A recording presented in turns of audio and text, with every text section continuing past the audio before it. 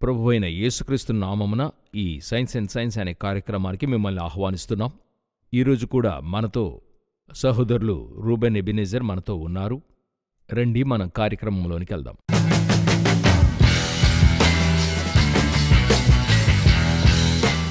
Praise the Lord brother. Praise the Lord. ఎలాగున్నారండి? బాగున్నాను. God's grace. గత వారము కొనసాగింపుగా ఈ వారము కొన్ని విషయాలను మనము కొనసాగింపుగా చూడబోతున్నాము. సో ఈరోజు మనం ఏం చూడబోతున్నాం? So praise the Lord once again. మీ ఇన్విటేషన్కి థ్యాంక్స్. సో పోయినసారి మనము ఎలా సత్యాన్ని టెస్ట్ చేయడము అన్నందులకు 2 పాయింట్స్ మనం చూసాం. 2 మెథడ్లు టెస్టింగ్లో. ఒకటి చూస్తే దేవుడే చెప్పాడు, ఫ్యూచర్ని చెప్పే కెపాసిటీ దేవునికి మాత్రం ఉంది. దానికి 2-3 ఎవిడెన్సెస్ ఎగ్జాంపుల్గా చూసాం. ఎలా పాత నిబంధనలు చెప్పింది క్రీస్తు జీవితంలో అట్లే జరిగింది, అలాగే రెవల్యూషన్లో చెప్పింది మన కంటికి ముందుగా ఎలా ఫుల్ఫిల్ అవుతుందనేది ఒక ఎగ్జాంపుల్తో చూసాం. దాని తర్వాత ఇంకొక టెస్ట్ ఆఫ్ ట్రూత్, సత్యాన్ని టెస్ట్ చేయడం అనే ఆంటలాజికల్ రీజనింగ్, తత్వజ్ఞానం అనే దాన్ని బట్టి క్రీస్తు యొక్క పుట్టుక ఏ విధము, అవును, అది ఎంతటి కార్యమో చూడగలం. ఈరోజు అదేవిధంగా ఇంకొక 2-3 టెస్టులు, ఎలాగ సత్యాన్ని టెస్ట్ చేయడము, how truth can be tested. Okay, ఇవన్నీ ఒక్కొక్కటి చూస్తుంటే ఒక్కొక్క parameter for the existence of God. Okay, దేవుడు ఉన్నాడన్నందుకైనా నిరూపించగలిగిన సూచనలు. ఓకే, ఇలాగ చెప్పచ్చు, నిరూపించగలిగినటువంటి సూచనలు, ఓకే, పారామీటర్స్. ఇందులోనికి మనం వెళ్ళకముందు నాకు ఒక చిన్న ఇది చెప్పేద్దాం అనుకుంటున్నా, ఒక ఎనాలజీ చెప్పాలనుకుంటున్నా. లైఫ్లో కొన్ని విషయాలను చూస్తే మీరు అండర్స్టాండ్ చేసుకున్న తర్వాత సింపుల్గా తెలుస్తుంది. Okay brother.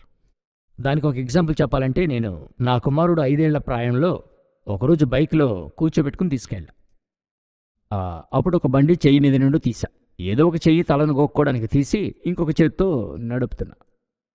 అది వాడు ఆశ్చర్యంగా చూశాడు, ఏదో సూపర్ మ్యాన్ అన్నట్టు చూస్తున్నాడు. అవును బ్రదర్, నేను మా నాన్నని చూశాను. ఆయన సైకిల్లో నన్ను తీసుకెళ్ళేప్పుడు ముందు నుంచోపెట్టి తీసుకెళ్లేవాడు. నేను అలాగే బడాయిగా నుంచునేవాడిని. నేనెలా నడపగలుగుతున్నానని ఆశ్చర్యంతో అడిగాడు. ఎలా నానా ఒక్క చేత్తో నువ్వు బండి నడపగలుగుతున్నావు కొంచెం దూరం? అట్లే ఆశ్చర్యంగా చూశాడు నన్ను. అదే ఒక 10 సంవత్సరాల తర్వాత అనుకోండి, అప్పుడు ఎలా నన్ను చూస్తాడు? కరెక్టేనండి. ఒక అల్పమీటర్ ఒక చేత్తో నడపడం సాధారణమైన విషయమని చూస్తారు. అలాగుంటుంది. సో అలవాటు పడిన తర్వాత అది పెద్ద ఆశ్చర్యంగా మనకు అనిపించదు.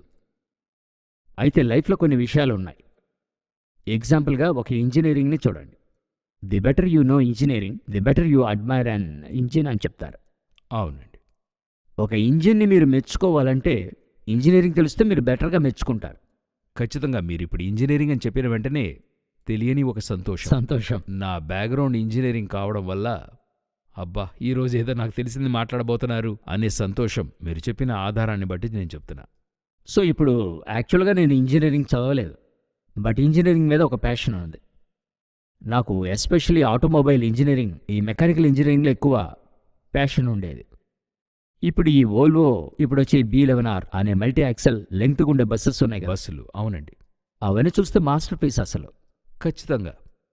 యోచించండి, ఒక 400 HP ఇంజిన్, ఇంట్లో ఉండే మోటార్ ఒక HP ఉంటుంది. 400 HP మోటార్ అంటే engine. 11 litre diesel engine. 11 litre అంటే 11,000 cc.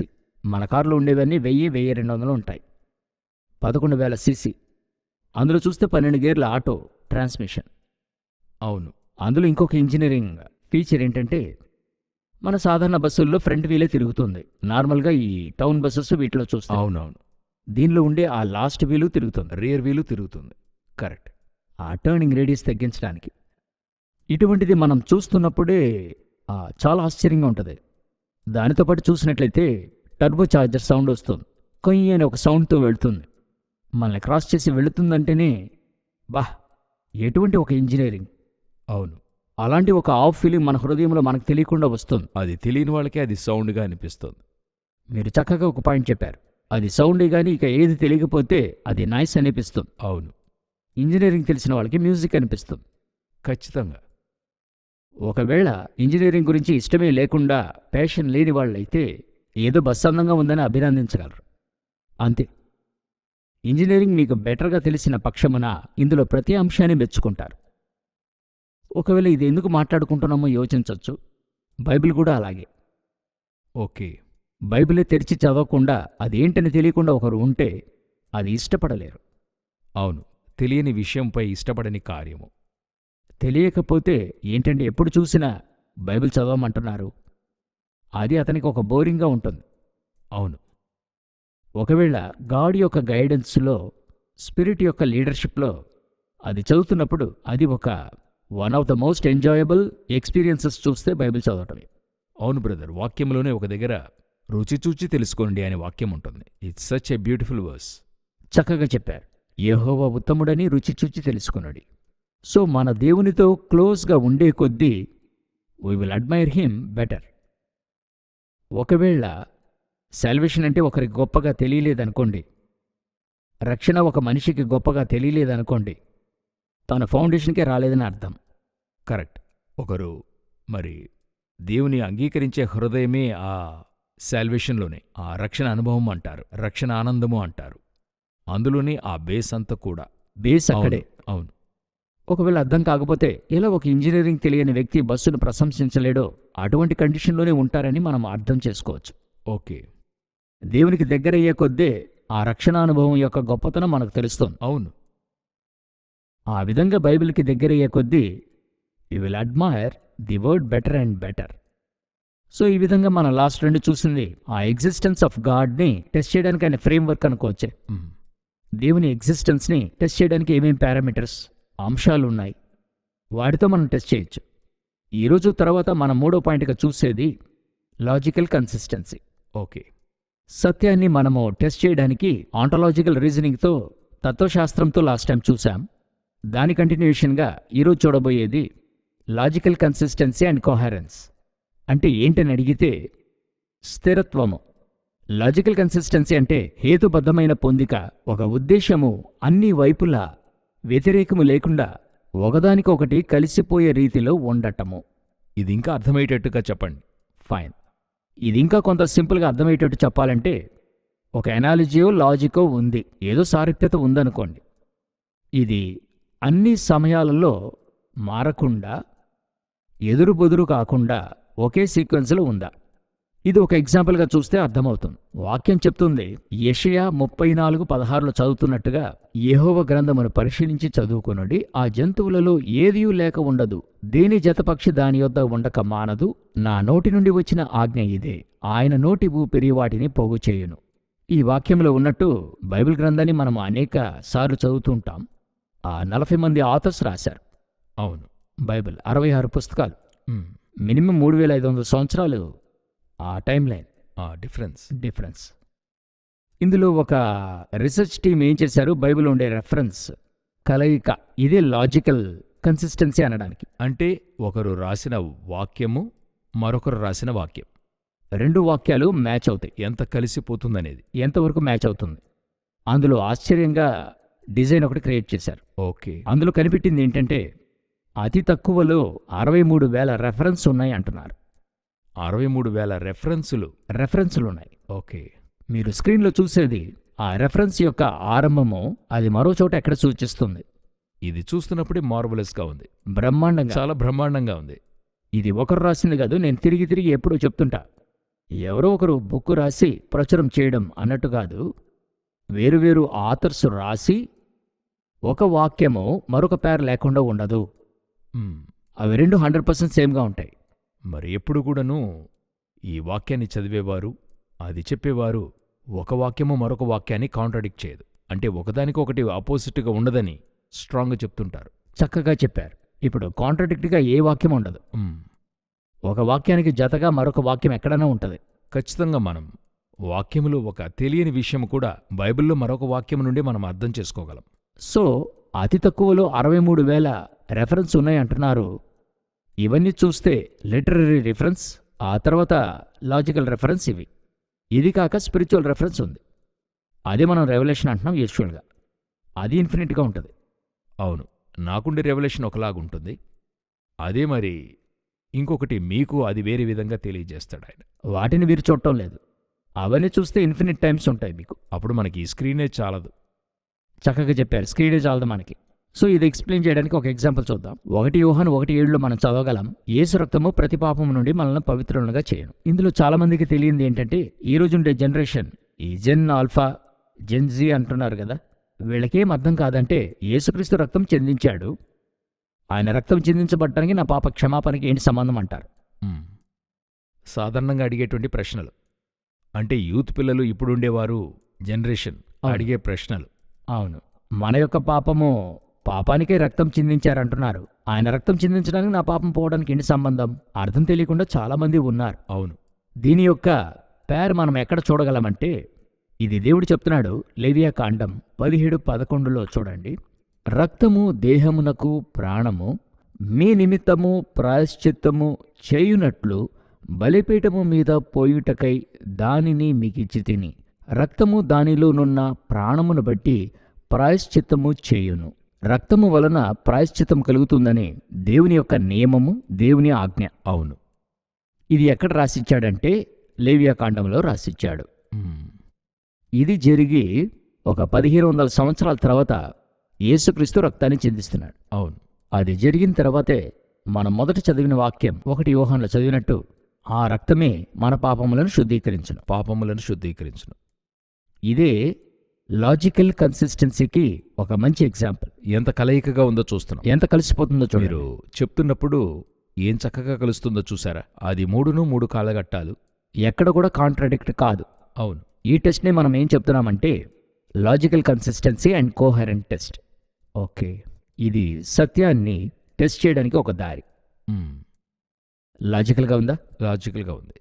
ఇది మనం ఒక ఎగ్జాంపుల్గా చూసాం. ఇలా 100కి పైగా ఎగ్జాంపుల్స్ అక్రాస్ ద బైబిల్ ఉంటుంది. ట్రూత్ అని ప్రూవ్ అయిందా? ప్రూవ్ అయింది. ఎవిడెన్స్ బేస్డ్ అయిందా? అవును.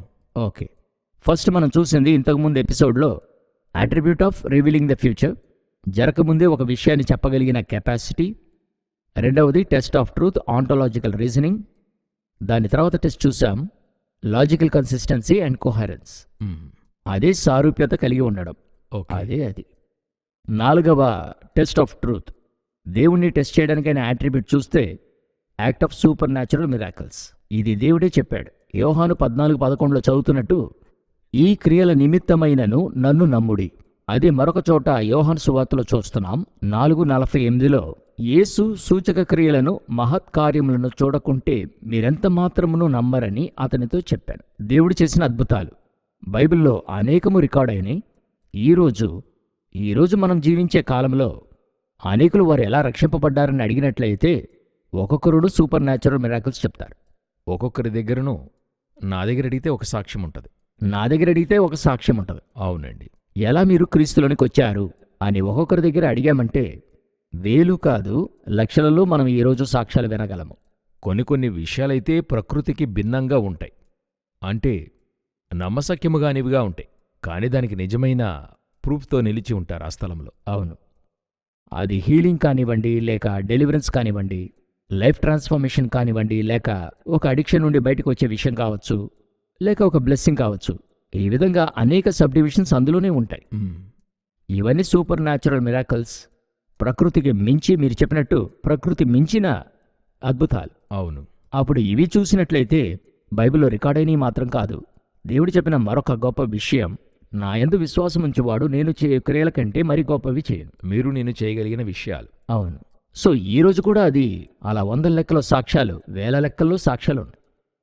సో 4వ point, to test the truth is the act of super natural miracles. Okay.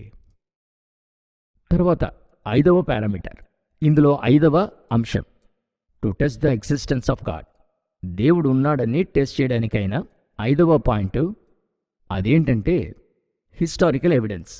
ఈ హిస్టారికల్ ఆధారాన్ని కూడా బైబిల్ చెప్తుంది. అదే ఇంకా ఆశ్చర్యమైన విషయం. ఇర్మియా 6:16 చదువుకుందాం.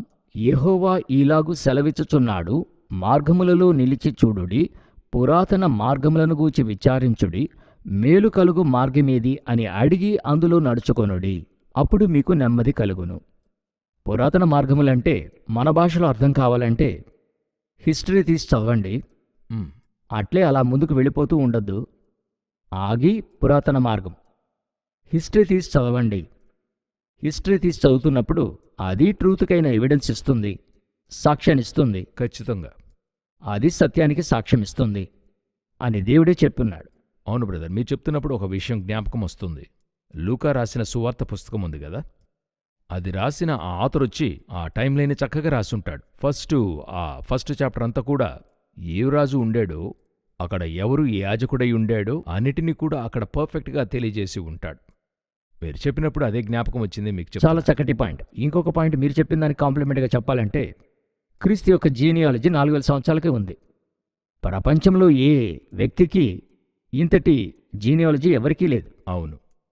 ఇంకా చెప్పాలంటే క్రీస్తు పుట్టుకుని ఆధారం చేసుకుని 2000 సంవత్సరాలు అయింది. ఎవరైనా కాదంటారా? కుదరదు, ఆ అవకాశమే లేదు. అవును. ఎందుకంటే ప్రభువు పుట్టుకుని బట్టే క్రీస్తు పూర్వము, క్రీస్తు శకము అని కాలాన్ని విభజిస్తూ ఉన్నాం. అవును. ఆయన పుట్టుకుని బట్టే టైం లైను వచ్చింది. ఇది కాకుండా, బైబిల్ కాకుండా అతి తక్కువలో 10 కంటే అధికమైన historical evidence are historical literature ఇంకా ఉంది. ఓకే. క్రీస్తు జీవించాడు, ఈ టైంలో జీవించాడు, ఏ రాజు కాలంలో జీవించాడు. బైబిల్ కాకుండా హిస్టారికల్ ఎవిడెన్స్ అతి తక్కువలో 10 డాక్యుమెంట్స్ ఉన్నాయి. ఓకే.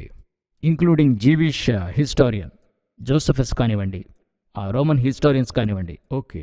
వీళ్ళందరూ కూడా రాసుంచారు. ఈరోజు వాటి ఆధారాలున్నాయి. ఓకే. హిస్టారిసిటీ అనే వర్డ్ యూజువల్గా చెప్తుంటారు.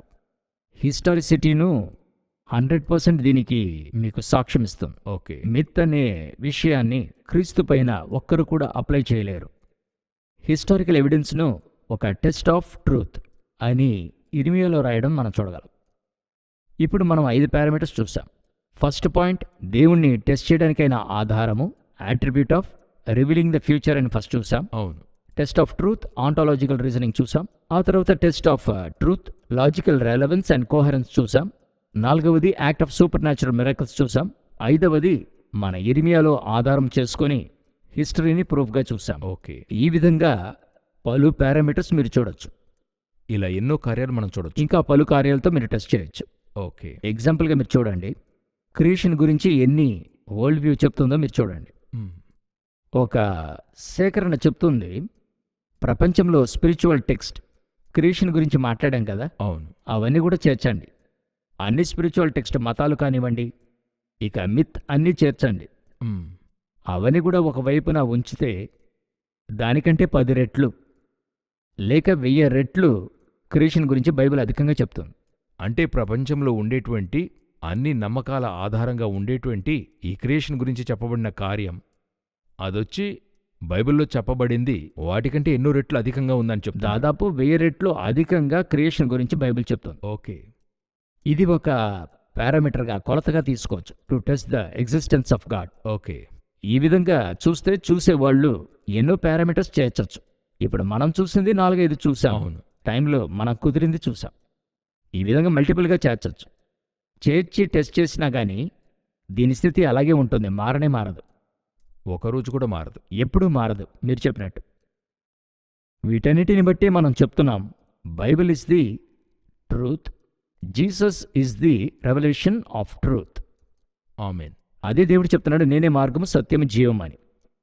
మీరు ఎటువంటి పారామీటర్తోనైనా టెస్ట్ చేసి చూడండి, అన్నిట్లోనూ పాస్ అవుతుంది. పాస్ అవడం కంటే 100% ట్రూత్. నేను లాస్ట్ టైం చెప్పినట్టు తిరిగి అదే చెప్తున్నాను. ఒకవేళ ఒక వరల్డ్ వ్యూ టెస్ట్ చేయలేకపోతే it can never be the truth. నిజంగా ఉండే అవకాశం లేదు. ఓకే. ఇప్పుడు ఇంతవరకు చూసాం కదా, గాడ్ ఉన్నాడా అన్నందుకైనా టెస్ట్ చేసి వాటిని చూసాం.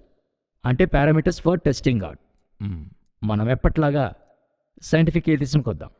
సైంటిఫిక్ ఏథిజంలో గాడ్ లేడన్నందుకు ఇంతవరకు పారామీటర్, కాంక్రీట్ పారామీటర్ లేదు. అది ఎలా అని అర్థమయ్యేట్టు చెప్తా. మనం 12th చదివేప్పుడు ఈ సాల్ట్ టెస్ట్ చేయడానికైనా ఎక్స్పెరిమెంట్ చేస్తాము. అవును బ్రదర్. అవును, సైన్స్ గ్రూప్ చదివిన వాళ్ళకి ఖచ్చితంగా తెలుస్తుంది. ఖచ్చితంగా తెలిసి ఉంటుంది. అందులో ప్రొసీజర్ అని ఇచ్చి ఉంటారు, టేబులర్ కాలం ఉంటుంది. అవును. మీరు స్క్రీన్లో చూస్తున్నట్టు ఈ టేబులర్ కాలంను బట్టి అబ్జర్వ్ చేసి, ఆ టేబులర్ కాలంను బట్టి ఆ కండిషన్ ఉంటే అది ఉన్నట్టు, అది లేకపోతే లేదనేది చెప్తాం. అవునవును. ఫర్ ఎగ్జాంపుల్ చూడండి, యూజువల్గా ఈ సాల్ట్ గ్రీన్ కలర్లో ఉంటే ఆ సాల్ట్లో ఫెర్రస్ ఉండొచ్చు అనే కంక్లూషన్కి వస్తాం. ఒకవేళ ఆ సాల్ట్ వైట్గా ఉంటే ఫెరస్ ఖచ్చితంగా లేదనే కాంక్రీట్ కంక్లూషన్కి వస్తాం. అవును. సరేనా? అది వైట్గా ఉండే పక్షంలో that is an evidence are proof for absence of ferrous. అవును, కరెక్ట్ అండి. కరెక్ట్. ఇదే కాంక్రీట్గా అది లేనందుకు ఒక టెస్ట్గా ఉంచుకున్నారు. వీళ్ళు ప్రూవ్ చేయక్కర్లా. లేదన్నందుకు ఏమేం పారామీటర్స్ అనేటువంటి డెఫినేషన్ ఇంతవరకు వీళ్ళకి లేదు. నేను ఇంతవరకు నిజమే. చూసింది లేదు. ఓకే, లేదని చెప్తారు, అయితే అదొచ్చి ప్రూవ్ చేయలేరు వాళ్ళు. లేదన్నందుకు పారామీటర్స్ ఏంటని చెప్పండి మీరు. ఒక్కొక్కరు ఒక్కొక్కటి చెప్తారు. కొన్ని అల్పంగా ఉంటాయి. అనేక ఎక్స్పెరిమెంట్స్ మనం డిస్కస్ చేశాం. ఈనాటి వరకు నాకు తెలిసినంత వరకు ఈ రీజన్స్ అన్నీ కూడా అప్లై చేస్తున్నప్పుడు ఇవన్నీ దేవుడు లేడన్నందుకు ఆధారాలు. ఇప్పుడు ఉన్నాడన్నందుకు మనం ఒక 5-6 పాయింట్స్ డిస్కస్ చేసుకున్నాం కదా. ఇటువంటి కాంక్రీట్ అయిన విషయాలు వీళ్ళ దగ్గర లేదు, ఈనాటి వరకు లేవు. ఓకే, కరెక్ట్ అండి. ఓకే, మాటలు ఎక్కువ మాట్లాడుతుంటారు. కరెక్ట్. కొన్ని విషయాలు ప్రూవ్ చేస్తున్నాం అనుకుంటారు. మ్మ్. లాజిక్ ఉండదు, కానీ లాజికల్ రీజనింగ్ అని అనుకుంటారు. ఓకే, అలా పలు విషయాలు జరుగుతూ ఉంటాయి. పలు ఎపిసోడ్స్లో మాట్లాడుకున్నాం. దీనికి బైబిల్ నుండి ఒక అనాలజీ కంపారిజన్ చెప్పాలనుకుంటే, పౌలు వచ్చి ఒక పట్టణానికి వెళ్తున్నాడు. అపోస్తలులు 19వ అధ్యాయంలో మనం చదవగలము.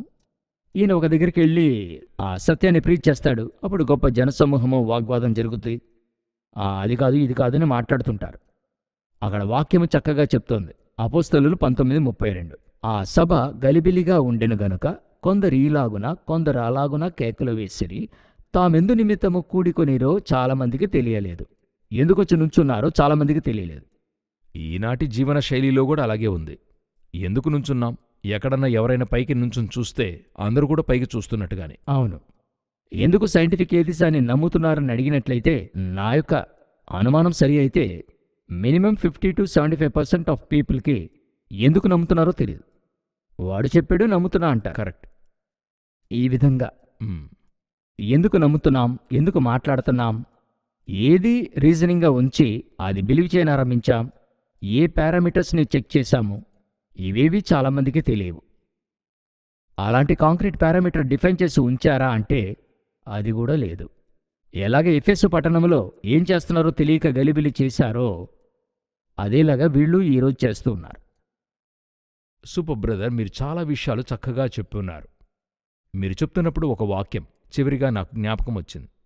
మీ దేవుడైన యెహోవాను శోధించినట్లు ఆయనను శోధింపకూడదు అని ఉంటుంది. ఆయనెందుకు అలా చెప్పుంటాడనేది నాలో ఒక ఆలోచన మనం మాట్లాడుకున్నప్పుడు అనిపించింది. పరీక్షిస్తే ఓడిపోతారు, because he is the truth. Super, మీరు చక్కగా చెప్పారు. ఇలాంటి ఒక పర్స్పెక్టివ్ ఉంటుందని ఆలోచించలా? లేదు, మనం మాట్లాడుకునేప్పుడు ఆయనెప్పుడు కూడా మనం టెస్ట్ చేయకూడదనే ఒక మైండ్ సెట్, ఆయన ఎందుకు అలా చెప్పుంటాడు అనేటువంటి థాట్. ఎందుకు ఓడిపోతాం? బికాస్ హీఈస్ ద ట్రూత్, ఆయనే సత్యమై ఉన్నాడు.